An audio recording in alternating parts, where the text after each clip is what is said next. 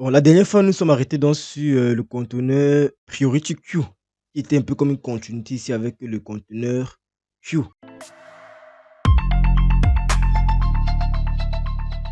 Lorsqu'on parlait de Queue, qu'est-ce qu'on faisait référence? On faisait référence ici là au fil. Et bien expliquer ça, c'était quoi un fil? Et dans quel cas, par exemple, on peut utiliser le fil dans un logiciel? Donc, on avait dit par exemple, c'est là que le conteneur Priority Queue modélise quoi? Une file dans laquelle les éléments seront ordonnés. À la différence avec la file tout court qui ne gère pas l'ordre en fait. Dans la file tout court, on met juste des données et c'est tout. Ou avec les priority queue, on va gérer cela dans l'ordre dans lequel les éléments sont placés. Donc lorsqu'on va insérer les éléments un par un, lorsqu'on va vouloir peut-être récupérer les éléments, on pourra récupérer les éléments à partir peut-être on peut retirer par exemple l'élément le plus grand dans notre liste parce qu'il y a ici là un ordre dans la liste. Donc, les méthodes qui s'appliquent à elle, c'est bien évidemment les mêmes choses que pour push, que pour le queue, que pour les fils. Qu'est-ce qu'on a par exemple? On avait dit qu'on a la méthode push qui elle devait faire quoi? Qui prend en paramètre également ce qu'on va ajouter à la file. Il ne retourne rien. À côté, on a quoi? À côté, on a la méthode pop qui va retourner quoi dans ce cas maintenant? La méthode pop dans le cas c'est là du conteneur Q Purity Q va retourner plutôt quoi ici? Le plus grand élément en fait qui a été inséré dans la file. Vous voyez? C'est d'où la notion d'ordre va intervenir. Donc, lorsqu'on va faire un pop, ça va retenir cela le plus grand élément. Lorsqu'on va faire top, autant pour moi, c'est pas top. Lorsqu'on va faire top, vous vous rappelez, lorsqu'on va faire top, en fait, ça va pour retenir le plus grand élément. Vous vous rappelez très bien. Je vais m'arrêter. Top va retenir le plus grand élément. Et à côté, qu'est-ce qu'on aura? La deuxième truc qu'on a utilisé, par exemple, sur les fils. Donc, on a top dans le cas des Purity Q qui va retenir l'élément le plus grand. Parce qu'on a dit cela que les Purity Q gérer cela, l'ordre des éléments. Maintenant, avec le pop, maintenant, le pop va supprimer donc cela le plus grand élément qu'on a inséré dans la file, sans en retourner sa valeur, bien évidemment. Je vous expliquer la dernière fois dans quel cas ça pouvait être utile dans une file où il y a les priorités, en fait. Oui, par exemple, dans un système de réseau marketing. Les réseaux marketing, par exemple, il y a plusieurs grands réseaux marketing qui existent. Le plateforme fonctionne de la presque de la même manière. Donc, quelqu'un est ajouté à un réseau de quelqu'un, il y a un certain nombre d'actions qui sont déclenchées. Et bien évidemment, on ne peut pas déclencher tout au même moment parce que c'est sur un serveur. On les met dans les files d'attente et on les exécute au fur et à mesure. Donc, c'est quand tout est exécuté que vous allez voir peut-être l'incrémentation sur votre compte. C'est la même chose souvent même à la banque. Souvent, quand vous faites un retrait directement, le compte n'est pas encore actualisé. Il faut peut-être même quelques secondes avant que ça s'actualise. C'est parce que la transaction a été mise dans une file d'attente pour permettre l'actualisation de votre compte en fait. Ça a été pris en compte, le montant a quand même été saisi de votre compte, mais pour actualiser, pour afficher, ça peut prendre peut-être 4 à 3 secondes, mais parce qu'il y a plusieurs tâches qui sont encore derrière et on vient passer votre tâche. Maintenant, si votre tâche est prioritaire, si on avait mis votre tâche dans un tableau prioritaire en utilisant le priority queue, alors on va d'abord sélectionner votre tâche, votre requête pour l'exécuter. C'est un peu comme ça que ça fonctionne en fait. Donc, si on a déclaré par exemple notre priority queue, donc j'ai dit par exemple que FP pour dire quoi, fil prioritaire, qu'est-ce qu'on peut faire pour ajouter les éléments? On ajoute un, on ajoute deux, on ajoute trois. Et regardez l'exemple que je vais faire peut-être priority queue de 2. Après, je vais faire priority queue. Je vais faire priority queue de 3. Après, je fais un priority queue de 1. Bien évidemment, qu'est-ce qu'on a? On a ici là notre fil prioritaire qui prend des entiers. Et voilà les différents éléments que j'envoie. Voilà, et regardez, si j'essaye maintenant d'afficher, regardez ce qui va se passer. Je fais un see out. Je fais tout simplement un see out. Bon, voilà, si on fait un see out, le plus grand élément, nous sommes dans une file prioritaire. Le top retourne le plus grand élément inséré dans la file, sans le retirer, bien évidemment. Et le pop supprime le plus grand élément inséré dans la file, sans retenir sa valeur. Donc là, maintenant, voilà notre pile. Si on compile, donc, on a le résultat escompté. Ok, bon, ça ne dérange pas. Parce que lui également, il fait partie des, des queues. Donc, même en ne pas l'incluant, on n'a pas de problème. Parce que c'est un sous-conteneur du conteneur queue. Bon, là, c'est tout en ce qui concernait ici là, le conteneur, les fils prioritaires. Donc, ce qu'il faut retenir, on a fait quoi? Nous avons fait On a déjà fait ici là les vecteurs, tableau dynamique, nous avons fait les piles, nous avons faire, les fils. Ouais, ce sont des structures de données qui existaient déjà, qu'on ne doit pas chaque fois réimplémenter. Donc à chaque fois que vous avez besoin d'utiliser cela, vous allez directement aller utiliser la structure de données sans plus réimplémenter en fait, la chose. C'est ça l'avantage en fait d'utiliser ces algorithmes ici, qui ont déjà été écrits dans la STL. Maintenant, il y a un autre conteneur qui est beaucoup très utilisé, le conteneur map. Donc, lorsqu'on parle ici là de maps, c'est en fait un conteneur qui est associatif. Lorsqu'on parle de conteneur de conteneur associatif, qu'est-ce que ça voudrait signifier? Donc, grâce ici là au conteneur map, donc, on va créer donc des couples clés éléments ou bien alors clés valeurs. Il va nous permettre tout simplement de stocker des couples clés éléments. Et maintenant, lorsqu'on va vouloir repérer un élément, qu'est-ce qu'on va faire? On va plus seulement utiliser un entier comme dans le cas des vecteurs, mais des indices de n'importe quel type. Ça pourrait être un indice, par exemple, entier, ça peut être ça peut être un string, ça peut être un caractère. Voilà l'avantage. Dorénavant, on aura un couple, on aura la clé, ensuite on aura l'élément en question. Un peu comme clé-valeur en JavaScript. Lorsqu'on veut déclarer par exemple une map, qu'est-ce qu'on va faire? Le plus souvent, on va le faire en précisant par exemple c'est le type de la clé. Donc, quel sera le type des clés qui vont nous permettre d'accéder aux éléments de notre map? On va toujours préciser le type de la clé avant de préciser c'est le type des éléments. Donc si par exemple ma map, ça dit quoi? C'est un peu comme un tableau associatif. Il faut voir les maps comme un tableau qui est associatif, donc comme un vecteur associatif. Ça veut dire quoi? On aura un couple clé-valeur, c'est-à-dire quoi? La clé va nous permettre d'accéder à une valeur de notre map. Pour la syntaxe, elle est simple. Par exemple, là, qu'est-ce qu'on a dit? On précise quoi? Le type de la clé, c'est-à-dire quoi? L'indice et le type des éléments. Donc, si par exemple, je vais déclarer une map, qu'est-ce qu'il fait? Il fait tout simplement map, puisque c'est cela. Elle utilise la généricité, donc c'est une classe générique. Et donc, précise cela en premier argument, je précise le type de ma clé. Donc, avec quel type de données je vais pouvoir accéder aux éléments de ma map grâce au string. Donc là, c'est pour dire quoi? Que ma map aura comme pour indice des strings. Et qu'est-ce que je peux avoir donc? Il peut avoir et ma map va contenir quoi? Des entiers. Donc voilà ce que je peux faire. Et là, j'ai créé ma map. Il peut donner le nom de ma map. Ça peut être une map, par exemple, A. Et là, j'ai créé ma map. Donc, c'est la syntaxe basique en ce qui concerne la création d'une map qui est un couple clé-élément. L'élément ici là, les éléments ici là seront de type entier et les clés des éléments seront de type string. Bon, là, on va faire un petit exemple pour essayer d'illustrer notre conteneur. Alors maintenant, lorsqu'on a notre conteneur, par exemple, qui est déclaré, je suppose que bon, on va le prendre directement pour travailler avec lui. Voilà notre conteneur qui est déclaré. Map string. Donc, les index seront ici là des strings et les valeurs seront des entiers. Ma map a été déclarée. Maintenant, comment je fais pour ajouter un élément à ma map? Ou alors, comment je fais pour accéder à un élément de la map? Ce qu'il faut d'abord retenir, c'est quoi? C'est que pour accéder à un élément de la map, on utilise le même opérateur que pour les vecteurs, l'opérateur d'indexation. C'est ce que vous appelez. Voilà, vous appelez comment? Les crochets, quoi. Voilà, l'opérateur d'indexation. C'est ça qu'on utilise toujours pour accéder. Et à l'intérieur, on va mettre quoi? La clé dans des côtes. À l'intérieur, on aura là la clé. Ça, c'est pour accéder. Donc, si j'ai par exemple ma map qui s'appelle A, à l'intérieur, qu'est-ce que je peux faire? Pour accéder par exemple à un élément qui a été inséré, qu'est-ce qu'il fait tout simplement? Mais pour ajouter un élément à l'intérieur, qu'est-ce qu'il fait par exemple? Je fais tout simplement par exemple A. Bon, je vais me donner les noms qui parlent. Je dis par exemple, que requête. Je dis par exemple que j'enregistre les requêtes que les utilisateurs qui sont envoyées par les utilisateurs. Donc, qu'est-ce que je fais? Tu vas enregistrer une nouvelle requête. Je dis par exemple tout simplement que A, requête par exemple on va tout simplement faire la requête. C'est ça.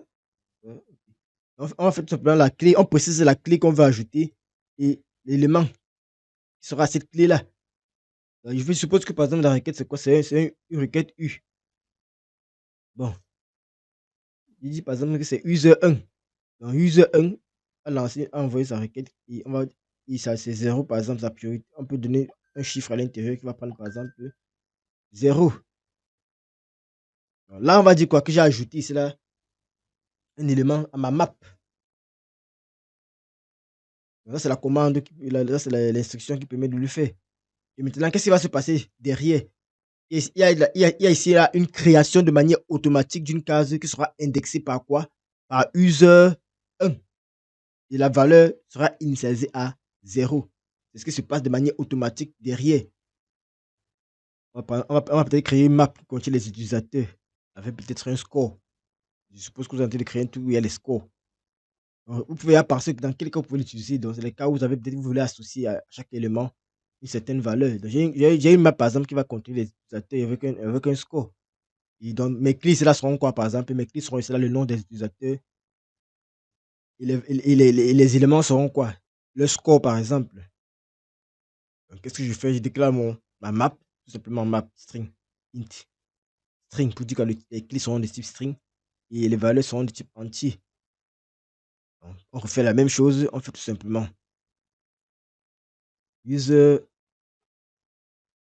user, par exemple, puisque le nom de ma map c'est user, on va faire user de qui? Par exemple, on va prendre par exemple, on peut dire par exemple user de.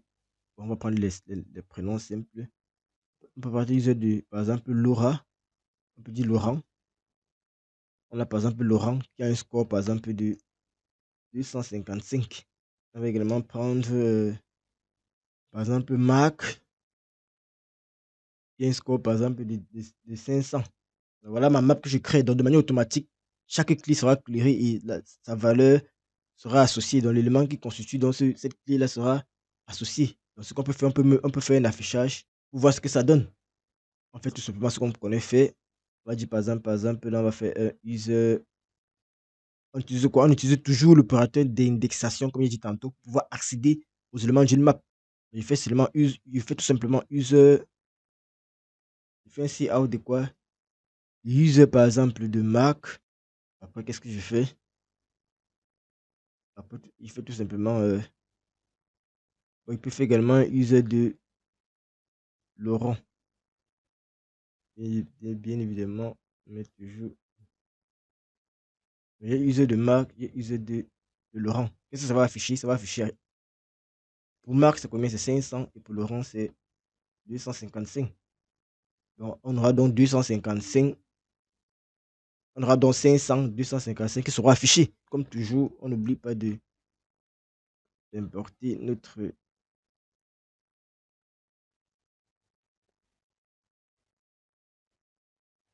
map. Et dès on compile, tout se passe bien, ouais, très bien. J'ai créé ma map, j'ai utilisé l'opérateur d'indexation pour pouvoir accéder aux éléments de ma map et ensuite j'ai affiché les éléments de cette map-là. Est-ce que c'est clair pour vous? Ça sera utile dans plusieurs cas. Si on a l'occasion, on va faire des petits projets et par la suite, essayer de voir comment on peut mettre en exergue tous ces contenus-là. On a tout le temps pour le faire. Alors maintenant, la question que vous pouvez me poser, c'est comment est-ce qu'on va donc pouvoir peut-être supprimer? Puisque lorsqu'on ajoute, ça s'ajoute de manière automatique, ça crée en fait chaque clé et ça assigne la valeur de manière automatique.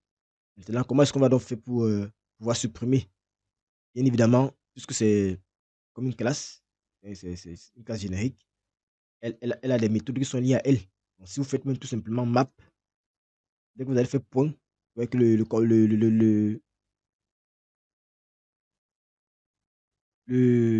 va essayer de vous montrer toutes les méthodes qui sont associées à elle. Donc, le plus souvent, on va toujours voir les méthodes principales maintenant. Libre à vous maintenant de consulter encore la documentation pour voir à chaque fois qu'est-ce que vous allez utiliser parce qu'on ne pourra pas vraiment voir toutes les fonctions de toutes les méthodes ou alors toutes les fonctions qui sont associées ici là, à tous les conteneurs. Donc, pour pouvoir ici là, par exemple, supprimer un élément dans une map, vous avez par exemple votre map utilisateur et vous voulez supprimer un élément à l'intérieur. À l'occasion, ils ont prévu donc dans le conteneur une méthode qui s'appelle erase. La méthode erase, qu'est-ce qu'elle va faire? Elle va prendre en paramètre la clé de l'élément qu'on souhaite supprimer. Donc si il veut par exemple supprimer, Laurent, qu'est-ce que je fais? Marque le temps pour moi, que ce soit Laurent ou que ce soit Marc. Je vais donc prendre tout simplement la clé en question. Je fais tout simplement quoi? Je récupère ma map qui est quoi? Qui est une sorte de tableau associatif. Donc je récupère cela et il s'appelait comment? User. Je fais tout simplement user, j'appelle la méthode erase, puisque c'est une méthode, donc il me fait tout simplement utiliser la notation pointée. User. Ouais, si je fais contrôle alt, là, vous allez voir, il y a plusieurs méthodes qui sont associées. Donc, en l'occurrence, c'est erase. Donc, user.erase, prend en paramètre quoi? La clé, exactement. En le faisant,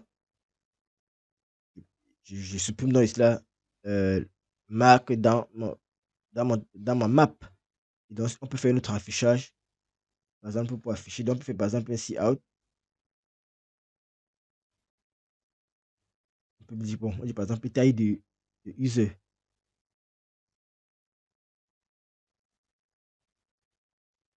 Donc, on peut faire ça comme ça. Fait user, comme tous les autres conteneurs, pour accéder toujours à la taille, qu'est-ce qu'on fait? On appelle juste la méthode size.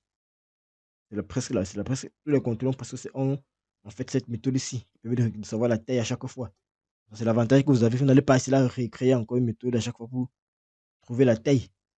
Donc, on fait ça, on fait un inline. Et en faisant ça, qu'est-ce qu'on a fait? On a donc supprimé Mac. Maintenant, pour regarder quelle sera la nouvelle taille. Alors, si on fait ça, vous allez voir la taille est dorénavant de 1. Pourtant, au départ, si on affiche au départ, vous allez voir,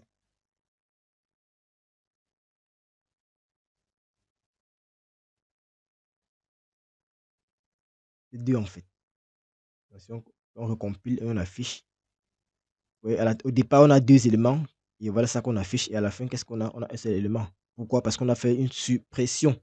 Vous voyez que c'est assez simple. Donc ça, c'est un conteneur associatif, si vous vous rappelez bien des éléments qu'on avait vus. Parce qu'on avait précisé cela, les types de conteneurs qu'on pouvait avoir. On avait parlé des conteneurs associatifs parmi lesquels on avait le set, on avait les multisets, on avait les maps, on avait les multimaps. Donc c'est presque le même principe. Par exemple, avec le conteneur set, c'est le même principe que le map. Mais ici, là, qu'est-ce qui va se passer? Les clés ici, là, seront confondues, en fait. Les clés avec le set. On a également les multimaps et les multisets. Ils seront ici, là, vous dites,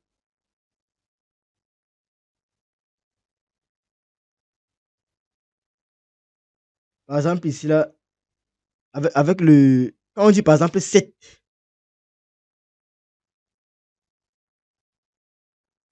quand on dit, par exemple, set, qu'est-ce que vous comprenez? Lorsqu'on dit set et on dit map, quand on dit set, le set, c'est un peu comme des ensembles. Est-ce que vous voyez ça? Lorsqu'on parle de set, c'est un peu comme un ensemble. Donc, par exemple, lorsqu'on a avec set, il y a premièrement la structure qui sera presque la même pour la définition. Lorsqu'on dit set, c'est un ensemble qu'on crée. Maintenant, comment on fait donc pour accéder?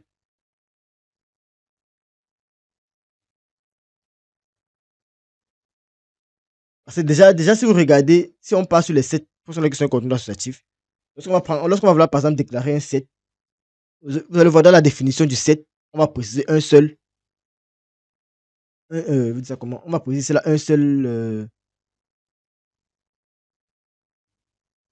On appelle ça comment? On va préciser un seul au niveau de la déclaration en fait.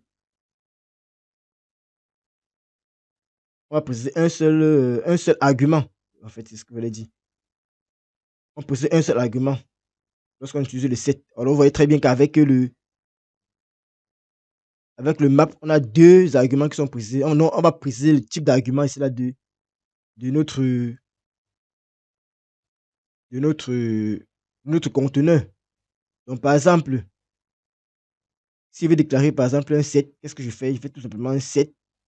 Je ne veux pas faire tout ça parce que c'est rien qu'à regarder la définition, la documentation, vous pouvez l'utiliser. Moi, je fais plus ceux qui sont intéressants ou ceux que vous allez beaucoup plus utiliser. Donc, si vous avez fait, par exemple, un exemple, faites tout simplement un set. Ça va prendre un paramètre quoi? Ça va prendre, par exemple, je peux faire un set d'entier.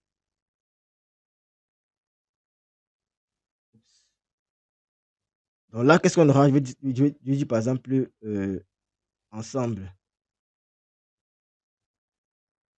Ensemble E. Donc, c'est comme si je crée un ensemble d'entiers. Et maintenant, qu'est-ce que je fais? Si je veux, par exemple, ajouter. Bien évidemment, si vous vous rappelez très bien, de la même manière que j'ai ici là utilisé la notation ici là, cette notation, ouais, c'est où? La notation que j'ai utilisée ici, en fait, c'est la première notation que vous pouvez utiliser. Mais maintenant, à côté d'elle, il y a d'autres notations. Je peux pouvoir ajouter, par exemple, un élément à ma map. Ça, c'est la première. En utilisant quoi? L'opérateur d'indexation. Vous pouvez également, comme pour les, par exemple, pour les sets, on peut utiliser, par exemple, pour les sets, la méthode insert qui va permettre d'insérer un élément dans notre set. Et maintenant, l'avantage avec les sets, c'est que vous pouvez définir set directement en utilisant ici là, fait pour l'initialiser en fait. Donc, si éclairé par exemple une set, on peut directement dire par exemple que par exemple ma set, elle est où là?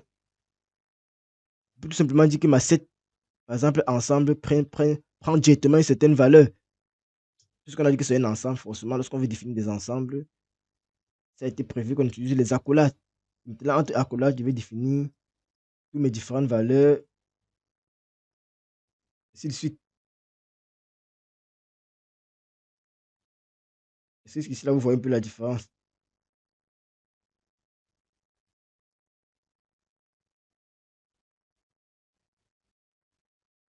Et à côté, bien évidemment, on a aussi les multimaps et les multisets. C'est lorsque vous avez une set, d'abord au niveau de la structure de la set, on parle des ensembles. Ce sera un ensemble d'éléments uniques.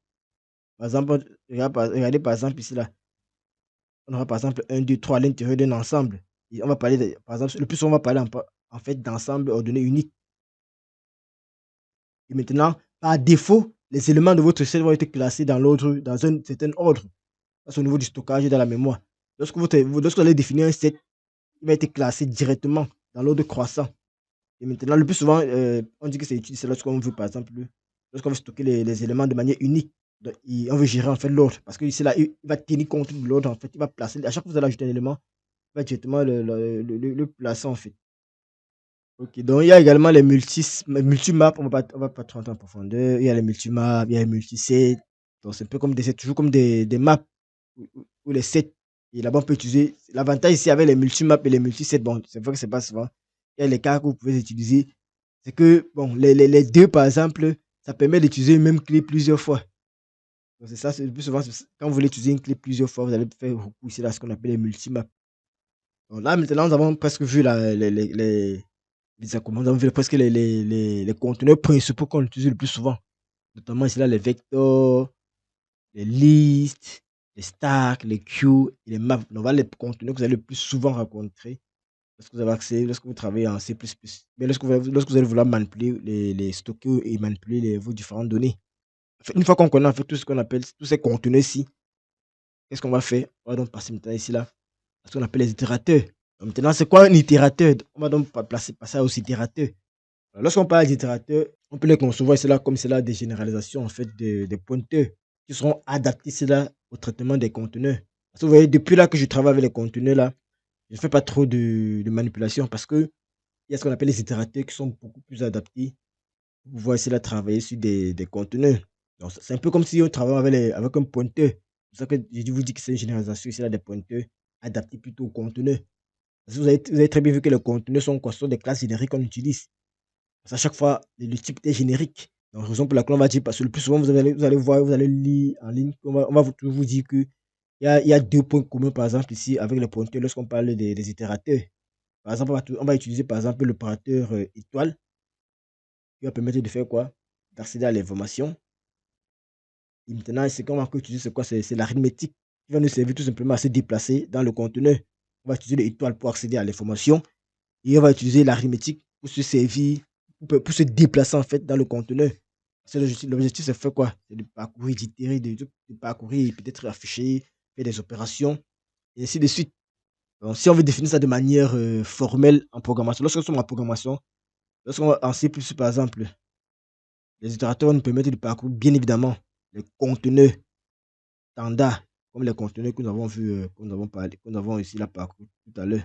Donc, là, vous voyez que l'avantage, c'est quoi? C'est qu'on n'a pas besoin, grâce à cela aux itérateurs, on n'aura pas besoin de connaître comment est-ce que ça a été implémenté derrière. Les itérateurs viennent faire abstraction à comment est-ce que ça a été implémenté. On n'a pas besoin de savoir est-ce que c'était les tableaux, est-ce que c'était une liste, est-ce que c'était comment. L'itérateur va tout simplement, avec étoile, on va récupérer l'information. Et avec l'arithmétique, on va directement parcourir l'information et faire ce qu'on veut. On voit le gros avantage qu'on a avec les itérateurs. Le plus souvent, dans d'autres langages, vous allez entendre parler des itérateurs. Et en programmation, ce qu'il faut retenir, c'est que lorsqu'on parle d'itérateur, c'est tout simplement un objet qui va permettre de parcourir. Et le parcours va se faire comment? De manière séquentielle. Donc, on va parcourir de manière séquentielle les éléments d'une collection. Vous voyez, tout à l'heure, tout ce qu'on faisait, c'était des collections. C'était soit des listes, soit des queues, soit des vecteurs qui sont des tableaux toujours, soit c'était une map, soit un tableau associatif. On utilisait les itérateurs tout simplement pour accéder aux éléments en fait d'une structure de données. Et tout ce que nous avons vu tout à l'heure là sont les structures de données en fait qui ont été implémentées. Ils ont décidé en C++ de les appeler par exemple là des conteneurs. Mais ce qu'il faut retenir, c'est que ce sont des structures de données qui ont été définies pour que vous n'allez plus en fait les réimplémenter, les développer à nouveau. Ok, donc on devait continuer ici avec les itérateurs. On a bien défini c'était quoi un itérateur. On veut voir maintenant comment est-ce qu'on va déclarer un itérateur. Vous pouvez cela faire quoi pour pouvoir parcourir ici là un conteneur afin de traiter ces différentes informations. Lorsque vous voulez déclarer par exemple ici là un itérateur, c'est qu'on tient toujours compte ici là en fait du choix du conteneur. Donc, si vous avez déclaré un certain type de conteneur, vous devez tenir compte de ça lorsque vous allez déclarer votre itérateur. Donc, première chose, on tient compte en fait du choix du conteneur et du choix également du type des éléments enregistrés. Pourquoi du type? Parce qu'on a les maps par exemple qui avaient deux types. Il y avait un type pour la clé et un type pour la valeur. Donc, si on prend par exemple, on va commencer d'abord par les vecteurs. Donc, si on veut déclarer par exemple un itérateur pour les vecteurs, donc pour déclarer par exemple un itérateur i qui va nous permettre de parcourir les vecteurs, qu'est-ce qu'on peut faire par exemple? La syntaxe voudrait par exemple que on va faire vecteur, c'est la déclaration que je vous montre. Donc, si par exemple je veux déclarer un itérateur qui va s'appeler par exemple i sur un vecteur qui contient des entiers, qu'est-ce qu'il doit faire? Il fait tout simplement vecteur int. On va y précéder pour montrer que c'est il a fait un vecteur d'entier et on utilise quoi? Le 2.2. Iterator. En faisant ça, qu'est-ce que je fais? Je suis en train de créer dans mon itérateur, je donne le nom de mon itérateur qui va s'appeler i. En faisant ça, je vais essayer de déclarer mon itérateur i. Donc, une fois que j'ai déclaré mon itérateur i, il va me permettre de faire quoi? D'itérer sur les données de type, les conteneurs vecteurs de type entier. Qu'est-ce qu'il doit faire? Il faudra maintenant essayer de se positionner dans le conteneur en question. J'ai déclaré mon conteneur, j'ai déclaré mon itérateur. Donc, c'est grâce à i que je vais me déplacer de manière séquentielle en fait sur les éléments de mon vecteur. Et maintenant, il y a deux méthodes pour pouvoir se positionner dans le conteneur en question. Il y a la position du premier élément du conteneur qui est renvoyé par la méthode begin. Donc, on va utiliser la méthode begin ici là pour obtenir la première position, la position du premier élément du conteneur. Donc, si on veut la première position du conteneur, notre conteneur vecteur par exemple, on va utiliser ici là la méthode begin qui est liée ici là à l'itérateur. Également, si on veut si on veut renvoyer en fait la position du premier élément situé après le conteneur. Donc, parce qu'on a avant le conteneur et on a après le conteneur. Et à chaque position, on peut avoir l'élément qui est avant et l'élément qui est après. Pourquoi? Parce qu'on est en train de faire un parcours, retenez bien, séquentiel. Donc, lorsqu'on positionne le conteneur, il peut y avoir des éléments avant et après. Parce que le parcours se fait de manière séquentielle. Donc, on aura donc le begin qui va permettre de gérer la position du premier élément du conteneur. Et on aura on aura également la méthode N qui va nous permettre de faire quoi? De renvoyer la position du premier élément situé après le conteneur. Donc, on a le premier élément situé avant le conteneur et on a le premier élément situé après le conteneur. Donc, avant et après, lorsqu'on positionne notre conteneur. Et les deux méthodes, c'est quoi? Il y en a le begin, comme j'ai dit tantôt. Et après, on aura également N. Ils vont renvoyer à chaque fois la position avant et après. Tout à l'heure, lorsqu'il définissait de manière les itérateurs, je vous ai dit par exemple, ici, là, qu'est-ce qu'on a? Premièrement, on aura par exemple le étoile. Si vous vous rappelez bien, j'ai parlé du étoile. Qu'est-ce que j'ai dit par rapport à l'opérateur étoile? Dans la définition, qu'est-ce que j'ai dit? J'ai dit par exemple que là, que lorsqu'on. J'ai dit on pouvait voir les itérateurs comme une généralisation en fait des pointeurs. Mais des pointeurs généralisés qui vont nous permettre de traiter les éléments du conteneur, de traiter les conteneurs. Mais maintenant, j'ai dit cela qu'il y a deux points communs avec les pointeurs. On aura l'opérateur étoile qui va permettre de faire quoi? D'accéder à l'information. Avec étoile, on accède à l'information. Et maintenant, on va utiliser ce qu'on appelle cela une arithmétique. L'arithmétique en question va nous permettre tout simplement de se déplacer dans le conteneur. Donc, lorsque je parlais d'arithmétique, donc, c'est comment est-ce qu'on va se déplacer dans le conteneur. Et lorsqu'on parle des itérateurs, en fait, on a ce qu'on appelle l'arithmétique des itérateurs. Donc, comme pour les pointeurs, on utilise cela des opérateurs plus, plus ou alors moins, moins. Lorsqu'on va utiliser par exemple l'opérateur plus, plus, lorsqu'on va utiliser par exemple l'opérateur plus, plus, comme je dit tantôt, ça va nous permettre tout simplement de passer à l'élément suivant. Vous l'aurez déjà compris. Lorsqu'on veut passer à l'élément suivant du conteneur, qu'est-ce qu'on fait? On fait juste plus, plus. Alors que moment va permettre de faire quoi? De passer à l'élément précédent. Sachant qu'au départ, on s'est positionné soit avec begin, soit avec n. Donc begin et n retournent à chaque fois les positions, que ce soit avant ou après. La position où on a pris. Un cas simple pour bien comprendre. Prenons un cas très simple.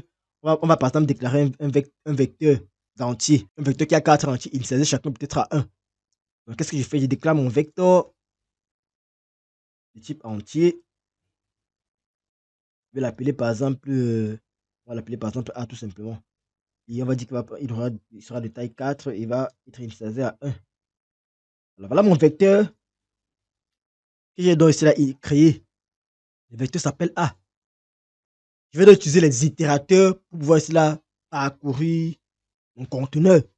Première des choses, qu'est-ce qu'il faut faire? La première chose, si je veux utiliser les itérateurs, il faut d'abord que je déclare mon itérateur. C'est la première chose à faire. Et puisque mon itérateur sera basé sur les entiers, utiliser la même syntaxe que vous avez montré tout à l'heure. Donc, je vais tout simplement prendre là, par exemple, vecteur. Première des choses, il précise que je vais utiliser un itérateur sur un vecteur d'entier. Et mon itérateur va s'appeler i. Je donne juste les noms comme ça, mais dans la pratique, vous allez utiliser les noms qui parlent. Pour que si vous venez après même un mois, vous puissiez comprendre ce que vous avez écrit. Donc, mon itérateur s'appelle i. Il va me permettre d'itérer sur les valeurs de mon conteneur A. Ça, c'est clair pour vous. Donc, maintenant, pour faire le parcours, je peux utiliser dans une boucle for. Je vais faire for. Mais maintenant, pour faire for, puisqu'on ne connaît pas, je vous ai dit tout à l'heure quoi, c'est que les itérateurs venaient ici là cacher l'abstraction qui se cache derrière l'implémentation en fait des vecteurs d'entiers. Donc du coup, ce n'est pas comme un entier. Si vous regardez très bien, quand c'était un tableau, on connaissait d'où on quitte, on connaissait d'où on va, où on s'arrête. Maintenant, la force avec les itérateurs, c'est qu'en utilisant la boucle for, parce qu'on sait, on connaît d'où on quitte. On quitte à où? Au positionnement au début, non? À begin. Et on sait tout simplement qu'on va s'arrêter à quoi? À n. Est-ce que vous voyez la puissance? Donc, grâce au for, on va donc débuter sur un i. Donc, on va utiliser notre itérateur i pour quitter de A. A, c'est quoi? C'est notre conteneur. On va quitter de A. Point begin. Vous vous rappelez très bien ce qui est dit par rapport à begin. Donc, on quitte de A. Begin.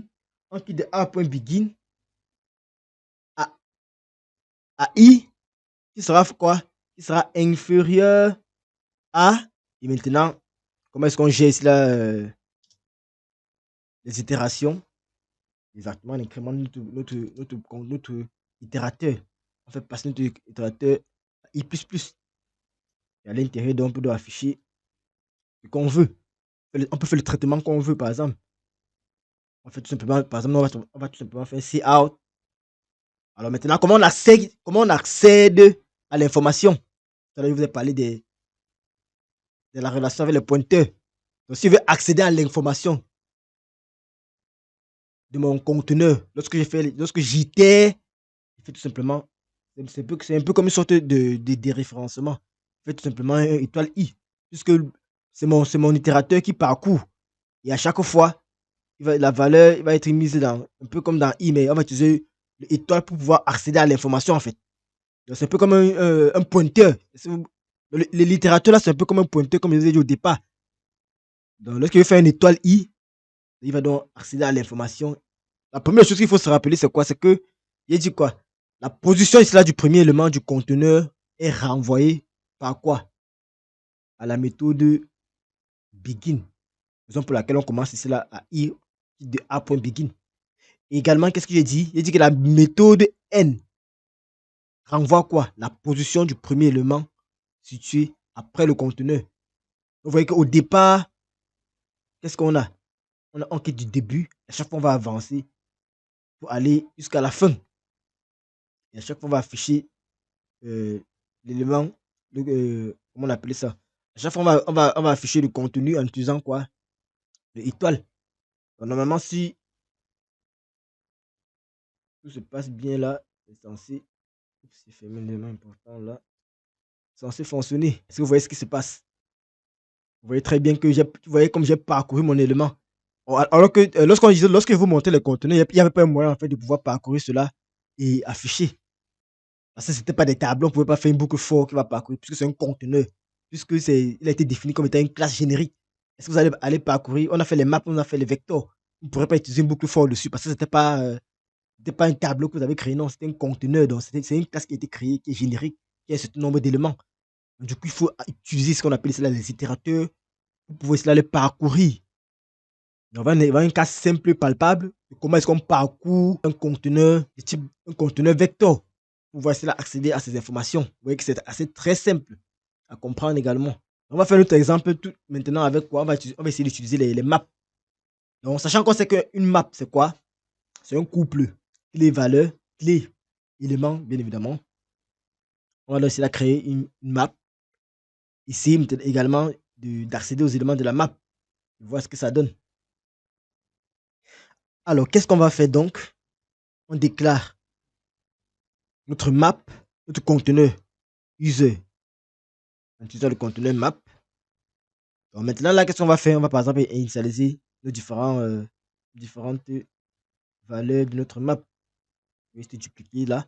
On aura par exemple Laurent, on peut mettre là par exemple 666. On aura Marc, on peut mettre que 222. On suppose que ce sont des points. Après, on aura par exemple Alik. On va avoir bon, c'est générique là. Ok, voilà notre map qui a été définie et les valeurs initialisées. Vous vous rappelez ce que j'ai dit? Comment est-ce que je vais définir mon itérateur? C'est le même principe en fait. Je déclare toujours mon itérateur en tenant compte du type de conteneur. On va toujours précéder par le quoi? Par le type de conteneur. C'est très important à retenir. Donc, qu'est-ce que je fais? Je fais tout simplement map. Je peux déclarer ça directement en bas. C'est souvent bien de déclarer directement ce que vous allez utiliser plus haut. Donc, je précède toujours par le type, par mon type de conteneur. Et ensuite, bien évidemment, 2.2. Iterator. Comment on appelait cela? Opérateur de résolution de portée. C'est un peu comme Iterator. Donc quand vous voyez ça, c'est un peu comme si Iterator fait partie ici là de map. Donc qu'est-ce que j'ai fait? Donc, j'ai donc déclaré un itérateur qui va permettre de faire quoi? Pouvoir itérer sur ma map. Vous voyez, c'est assez simple en fait. Une fois que c'est fait, c'est le même principe. J'utilise toujours ma boucle. Je peux utiliser toujours ma boucle pour pouvoir parcourir. Donc, on fait tout simplement un for. On se positionne toujours au begin avec begin au début de notre conteneur, on fait tout simplement for. On parle de i, par exemple. I va aller de quoi? De A, de user.begin à quoi? Jusqu'au dernier i point. Bon, ici là, il y a quelque chose qu'il faut retenir. Est-ce que ici là, je vais utiliser forcément inférieur ou inférieur égal? Parce que qu'est-ce qu'on veut faire? Je veux par exemple afficher le premier. Il va à chaque fois afficher quoi? Le premier élément et le dernier. Et le second en fait. Puisque ici là, on a affaire à quoi? Un couple clé-valeur. Begin. Ici, c'est begin. Donc c'est différent déjà ici là d'ici. Ici là, on avait fait, on partait jusqu'à la fin parce qu'on savait d'office que quoi? Que l'itération se fait, le conteneur, en fait, notre conteneur quitte d'une valeur au départ jusqu'à une valeur à la fin. Et maintenant, lorsqu'on fait un parcours, on va s'arrêter quelque part.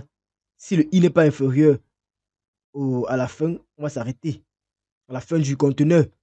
Mais maintenant, si on sait maintenant une map, ce que nous, il faut faire, c'est quoi? Nous, on peut s'arrêter tout simplement quand l'itérateur va être différent de la fin. Ce qui n'est pas le cas, par exemple, ici avec les vecteurs. Donc ici, là, nous, au lieu de faire le inférieur égal, on va tout simplement faire différent. Vous voyez que voici d'où il y a une nuance par rapport ici, là, au niveau de la condition. Dans la nuance, ici, c'est au niveau de la condition d'arrêt. Au lieu de s'arrêter quand c'est inférieur, on va plutôt s'arrêter quand ça sera différent. Donc pour ce faire, qu'est-ce que vous faites? Vous parcourez bien évidemment toujours. Mais maintenant, ici, là, qu'est-ce qu'on va faire? On va dire l'itérateur va être ici, là, donc différent de la fin de notre itérateur, de notre contenant en fait. Donc, on l'appelait comment? De A.n. Bon, qu'est-ce que j'ai dit? De user.n. Le A qui est déclaré au départ, là, mon bruit. User.n. Lorsqu'on a fait ici, par exemple, au vecteur, qu'est-ce qu'on a dit par rapport ici là à begin et qu'est-ce qu'on a dit par rapport à n? La première chose qu'il faut d'abord constater, c'est quoi? C'est que lorsqu'on a fait au vecteur, lorsqu'on parcourt le vecteur déjà n'est pas un couple clé-valeur. Le vecteur est linéaire. Il a les données d'un certain type. Il est linéaire. Ça, c'est la première chose qu'il faut d'abord constater. Si c'est linéaire, ça veut dire quoi? Lorsqu'on va parcourir, à quel moment on s'arrête? Et maintenant, pour nous, on sait que pour s'arrêter, il faut toujours quoi? Il faut toujours que. Où est-ce que j'étais là?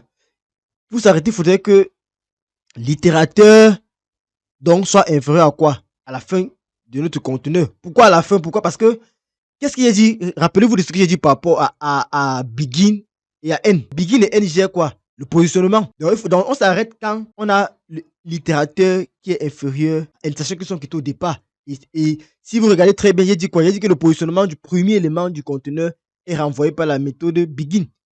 Donc lorsqu'on fait on a notre conteneur A et on fait A.begin, ça nous retourne quoi? La position du premier élément. Donc, quand on quitte, on a quoi? On a la position, on quitte du premier élément. Et maintenant, on dit que on va s'arrêter quand la condition d'arrêt, c'est quoi? C'est que lorsqu'on va incrémenter le i là, il faudrait que le i soit inférieur à quoi? À chaque fois, ça doit être inférieur à la fin. A.n ici là, c'est quoi? C'est la fin du premier élément. Donc, on veut savoir à quelle position on va s'arrêter. On va s'arrêter à quel moment? On commence à quelle position? On commence à la position i A.begin. Donc, on commence à la position du premier élément. Vous dites, premièrement, lorsqu'on a une boucle for, alors la boucle for, on commence quelque part on a une condition, il y en a l'incrémentation ici. On n'a pas toujours l'incrémentation. On a ici là comment on appelle ça encore? Comment est-ce qu'on fait pour le pas? Comment se fait cela comment se passe à chaque itération, qu'est-ce qu'on fait? Pour quitter d'une position à une autre. Ça peut être une incrémentation, ça peut être une décrémentation, ça peut être une division, ça peut et c'est ce qu'on veut en fait. Donc maintenant, là on a notre boucle for qui va quitter de quoi? On a notre itérateur qui a été déclaré déjà. On a notre itérateur qui va donc quitter de quoi? De i. Donc notre boucle va quitter dans de i allant de quoi? Du début de notre conteneur et on va dire jusqu'à un i qui est l'itérateur différent de la fin du premier élément. Alors maintenant, là, lorsque vous voyez la condition, par exemple, i différent de user.n dans la boucle for, ça permet de faire quoi? Première chose par rapport à la boucle for, c'est tout simplement que lorsqu'on utilise ça permet tout simplement de déterminer la condition d'arrêt. Donc, à quel moment on s'arrête en fait. Donc, avec i différent de user.n, on sait que c'est la condition d'arrêt. On va continuer. Alors maintenant, au niveau de la condition d'arrêt, je vais clarifier. Premièrement, qu'est-ce qu'on a? On a d'abord notre itérateur qui va nous permettre de faire quoi? De parcourir, bien évidemment. Et lorsqu'on fait, par exemple, user.begin, qu'est-ce qui se passe? Comme j'ai expliqué au début. Ce qu'il faut retenir tout simplement, c'est que lorsque vous allez faire user.begin, ça va renvoyer un itérateur pointant au début de la map, si nous sommes dans le cas de la map. Et maintenant, lorsqu'on va faire, par exemple, je reviens ici là tout d'abord, user.n, ça veut dire qu'on est en train de renvoyer un itérateur qui va pointer au-delà de la fin. Donc, la même chose ici, c'est quoi? On se rassure que lorsqu'on avance, il ne faudrait pas que l'itérateur sur lequel nous sommes soit au-delà de notre vecteur. C'est pour ça que vous allez voir, on va mettre cela A.n. Donc, on va se rassurer qu'à chaque fois qu'on avance, il faudrait que l'itérateur sur lequel nous sommes positionnés ne soit pas au-delà de notre A.n, au-delà de notre vecteur. C'est la même chose ici, en fait. Mais maintenant, dans le cas des maps, on peut également dire différent. Il faudrait que le i ne soit pas différent, en fait, de user.n. Le begin qui va permettre de faire quoi? Renvoyer l'itérateur pointant au début. Et maintenant, on aura le user.n qui va renvoyer l'itérateur pointant au-delà. Est-ce que c'est clair d'abord jusqu'à là? Et maintenant, lorsque vous allez voir, on va dire par exemple que i différent de user.n, la condition, quelle est la condition à respecter en fait pour la boucle for. Donc là, lorsqu'on fait i différent de user.n, on vérifie tout simplement en fait que l'itérateur n'a pas encore atteint la fin de notre map. Tout à l'heure, j'ai dit quoi? User.n permettait de faire quoi? De vérifier, de renvoyer quoi? L'itérateur pointant au-delà de notre conteneur map. Maintenant, si ça pointe au-delà et qu'à chaque fois on vérifie si l'itérateur auquel nous sommes est différent. Si à chaque fois c'est différent, on avance. Mais tant que ça serait différent, qu'est-ce qui se passe? On arrête.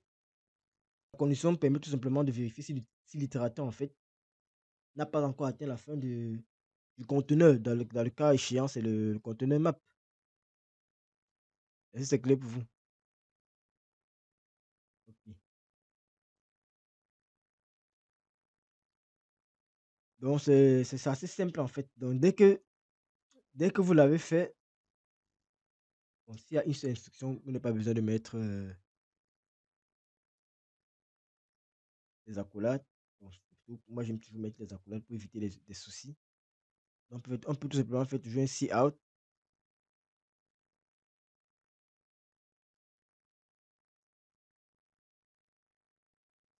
Alors, si on fait un see out dans notre cas maintenant, bien évidemment dans ce cas, est-ce qu'on va afficher comme avec les vecteurs? Mais non. Vous voyez très bien que dans ce cas-ci, on a des couples clés-valeurs. Donc lorsque on sera en train de parcourir, il va falloir ici à chaque fois prendre la première valeur, prendre la deuxième valeur. Parce qu'on a fait ici un couple. Donc, lorsqu'on va faire un see out, puisque c'est à travers l'itérateur qu'on accède au contenu, qu'est-ce qu'on va faire? On va utiliser la notation fléchée. Donc l'itérateur c'est i. À l'itération à la première itération, par exemple, ici, là, qu'est-ce qu'on a? On a 2 valeurs. Pourquoi? On a 2 valeurs, pourquoi? Parce qu'on aura une clé et on aura une valeur. Donc ce qu'on peut faire, c'est qu'on peut récupérer la clé et on peut récupérer la valeur. Pour le faire, pour la clé, tout simplement, on va utiliser le first. Donc on va tout simplement faire i flèche first, on et après on va tout simplement faire ici là, à chaque itération ici là, on aura un couple et on sait très bien que le couple c'est clé, valeur. Donc du coup, comment est-ce qu'on accède donc à la clé et comment on accède donc à la valeur? C'est ça. Parce qu'il fait i point first, il fait i flèche second. J'accède donc au premier ou au deuxième élément de ma liste à chaque fois et donc j'ai ceci. Donc ce qu'on peut remarquer donc sur cet exemple, c'est quoi? Ouais, que une fois que nous avons déclaré notre itérateur, qu'on a nommé par exemple ici là i, donc dès qu'on a déclaré notre itérateur sur notre map, ce qu'on a fait ici, qu'est-ce qu'on fait? On positionne le premier élément en fait, l'élément de ce conteneur. On a fait le user.begin. Ici là, c'est le positionnement qu'on est en train de faire en fait. Donc, lorsqu'on a positionné en fait vers un élément du conteneur, on commence au début bien évidemment. On va faire encore à l'intérieur, qu'est-ce qu'on va faire donc? On va faire un i flèche first qui permet de faire quoi? Le i flèche first permet d'accéder ici là à la clé du premier, à la première position. Et le i flèche second permet d'accéder à quoi? À la valeur tout simplement. Et maintenant, il y a quelque chose que vous pouvez remarquer. Regardez un peu ici. Regardez, il me dit, on a ajouté user de Laurent reçoit 666. On a ajouté user de Marc reçoit 222. On a ajouté user de Ali reçoit 111.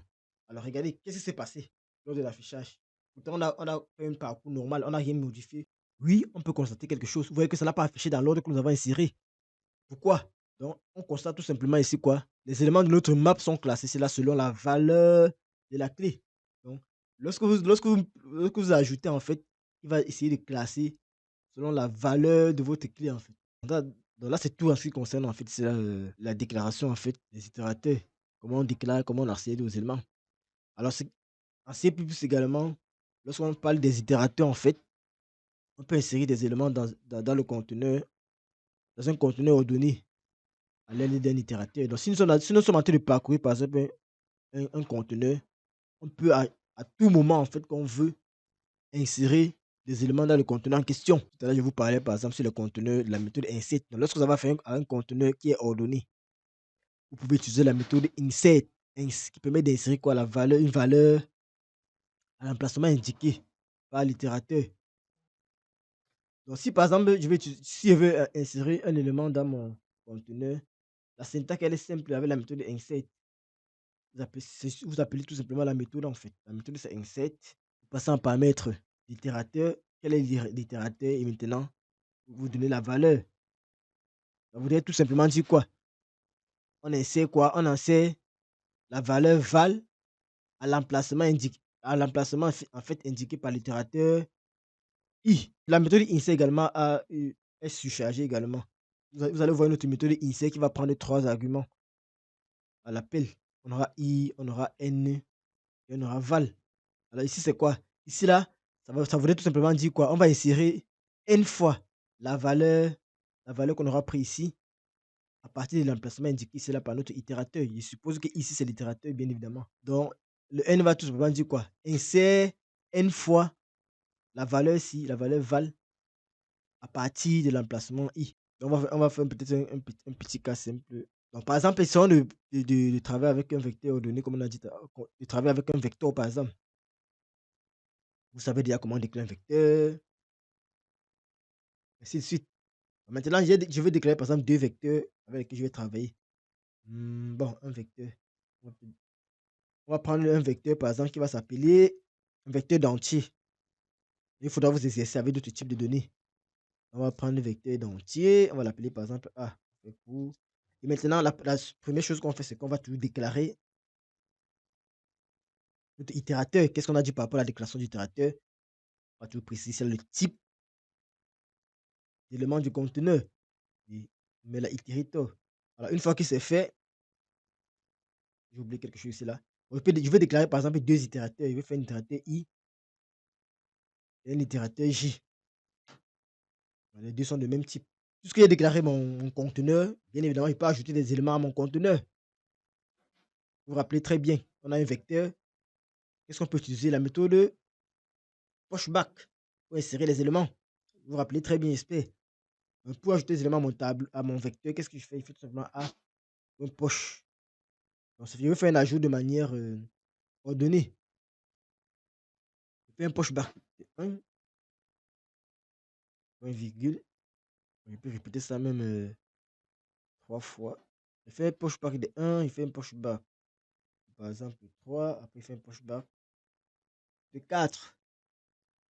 J'ai donc là mon vecteur qui a 3 éléments. Regardez à la différence par rapport à l'autre jour. La dernière fois, qu'est-ce que je faisais? Je faisais une déclaration avec initialisation directe. Voilà, maintenant, qu'est-ce que j'ai fait? J'ai fait une déclaration simple. Et là, je suis venu maintenant ici, là, initialiser différent à part. On utilisait ici, là, la méthode qui permet de le faire. La dernière fois, on utilisait quoi? On utilisait le constructeur pour pouvoir initialiser directement. Donc, une fois que c'est fait, pour monter l'application en fait de l'insertion des éléments, qu'est-ce qu'il peut faire? Il peut me positionner. Donc, je peux faire tout simplement, puisque j'ai déclaré mon itérateur, me positionne, pour me positionner, qu'est-ce qu'il fait? Il fait I, je vais utiliser par exemple le premier. Il fait I reçoit quoi? Ça me permet donc de me positionner au début de mon conteneur. Une fois que je me positionne au début, je peux exécuter quelque chose, je peux faire quelque chose. Il peut faire, il peut le faire avancer. Et même mon point virgule. En faisant ça, qu'est-ce que j'ai fait? Je me suis positionné, j'ai avancé d'un pas. Donc, pour insérer un élément, qu'est-ce qu'il fait donc? Un itérateur toujours, parce qu'on a travaillé avec les itérateurs, donc on va prendre ça dans un itérateur. On va dire par exemple que la J reçoit quoi? A.insert, et on peut en paramètre quoi? Le redéfinir exactement l'itérateur I. Et qu'est-ce qu'on fait? La valeur 2. Donc, on met la valeur toujours dans, on peut mettre la valeur toujours dans un type itérateur. C'est pour ça que je vous avais vu. J'ai mis celle dans un J. Mais point virgule. Donc, pour voir que ça fonctionne, qu'est-ce qu'on peut faire? On peut tout simplement faire des affichages. Tout simplement. Si on fait un cout par exemple de A de 0, vous voyez que ça c'est la première méthode de pouvoir afficher. Il peut utiliser un conteneur pour parcourir. Vous vous rappelez très bien, c'est ce qu'on a fait au départ, avant de pouvoir utiliser les itérateurs plus tard. Donc, il peut utiliser l'ancienne méthode A de 0, mais c'est plus fastidieux si vous allez travailler vraiment dans un gros logiciel.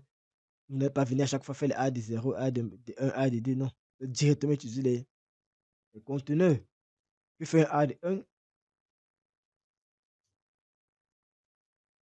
puis faire un A de 2,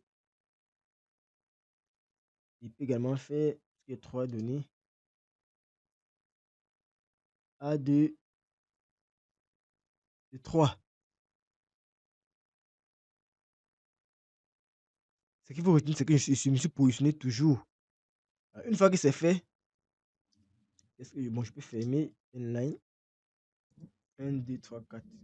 C'est normal parce que qu'est-ce qu'on a fait? On s'est positionné au début, on est passé, on a avancé et on a inséré l'élément. Et on a mis l'élément en quelle position? En position 2. Et on peut également voir la position. Bon, il peut m'afficher la position pour qu'on puisse voir. Lorsqu'il fait puisque c'est un itérateur, lorsqu'on va faire ça, ça va retenir la position à laquelle on a envoyé. Pour afficher, c'est très simple. Il fait seulement cout. Tout à l'heure, je vous ai dit comment on accède au contenu de l'itérateur.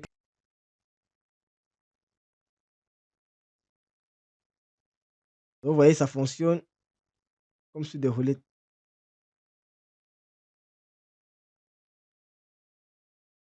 Par contre, le J ne s'est pas affiché. Oui, normal, parce qu'il a commenté tout à l'heure quand il a marqué l'erreur. Ok. Vous voyez, ça me donne la position à laquelle elle était insérée. Elle était insérée à la position 2. Vous voyez que c'est assez simple comme bonjour.